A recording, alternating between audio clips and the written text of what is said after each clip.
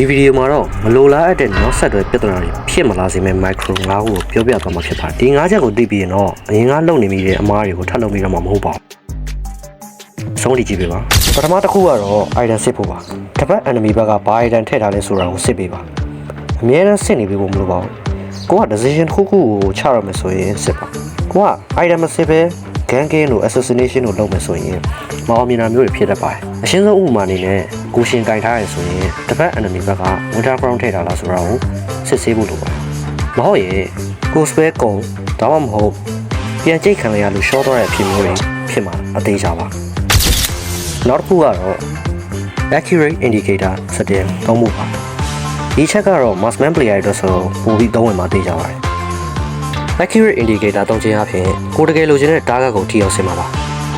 ဥပမာအနေနဲ့ mouse ကိုကင်ထားတဲ့အခါမှာ scale to stand ကိုလိုချင်တဲ့ target မှာသုံးမိဖို့ကအရေးကြီးပါတယ်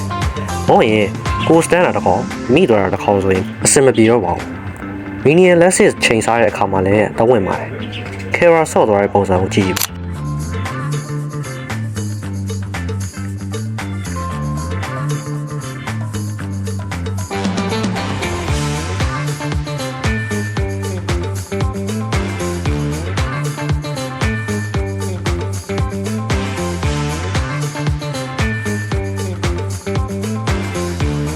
အခုလိုစတင်ဖွင့်မှုဆိုရင် control ထဲမှာ manual targeting နဲ့ accurate indicator တွေကိုပုံပေးထားလိုက်ပါ manual targeting ကတော့ basic attack ကို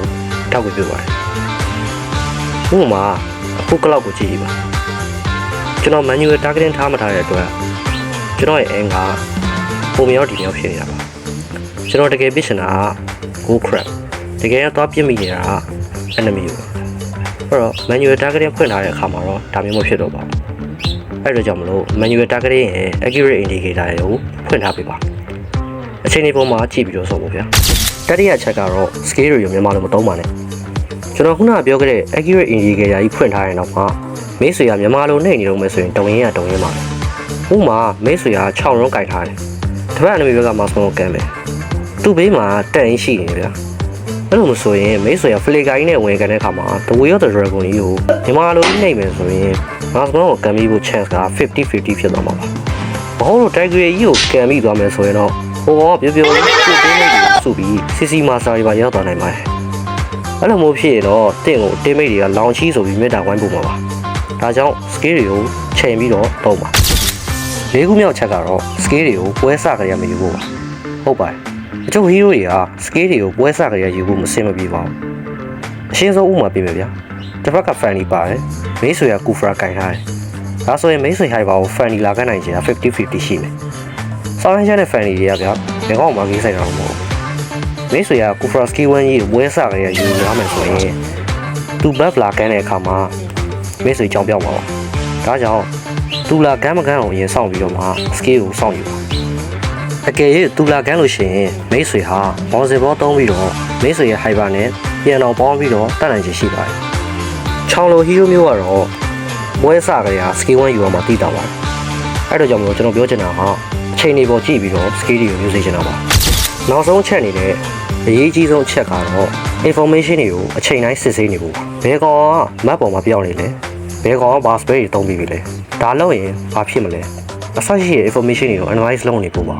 တင်ရ cloud ကင်ထားရဆိုရင်တစ်ဖက် enemy ဘက်က franco က bloody happy ပြီလား tiger ကင်ထားရဆိုရင်တစ်ဖက် enemy ဘက်ကအခိုင်က ultimate ပြီလား lancelot တို့ fanny တို့ကင်ထားရင်တစ်ဖက် enemy ဘက်က kufra က bounce ball ပြီလားဝင်ခဲ့မယ်ဆိုရင် winter crown တွေပါတယ် enemy ရသုံးပြီလားအစရှိတဲ့ဖြစ်ပေါ့ဒါမှကို decision တွေကအောင်မြင်ပါ public က player တွေကအချင်းချင်း information မပူကြပါဘူးဒီအချက်ကြောင့်မလို့ပဲမွန်တုံးဘက်ကနေပြီးတော့ကျွန်တော်တို့ဒီ information စာသားလေးတွေထည့်ပေးလာတယ်လို့ကျွန်တော်မြင်ပါတယ်ဟိုမှာ enemy flicker ပြီးပြီလို့ enemy ultimate ရနေပြီ enemy blue ကစားနေတယ်စရှိတဲ့ဖြင့် message ပေါက်လေးတွေကိုထည့်ပေးလာပါတယ်မိတ်ဆွေဟာ mobile legend ဆော့တဲ့အခါမှာအခုလိုမျိုး micro macro နဲ့အထားကျကစားနေတယ်သူအမားနေနေတယ်သူဆိုရင်တော့ကျွန်တော်ရဲ့ tips and mechanic 5ခုဆိုတဲ့အခုဗီဒီယိုလေးကိုတွားကြည့်ဖို့အကြံပေးပါတယ်အချိန်ကလည်း9မိနစ်ပဲဆိုတဲ့ကြောင့်မလို့မိတ်ဆွေကြိုက်တွေ့စီမှာအသေးကြပါအဆုံးထိကြည့်ရှုပြီးတော့ကျေးဇူးအများကြီးတင်ပါတယ်နောက်ဗီဒီယိုမှာပြန်တွေ့ကြပါ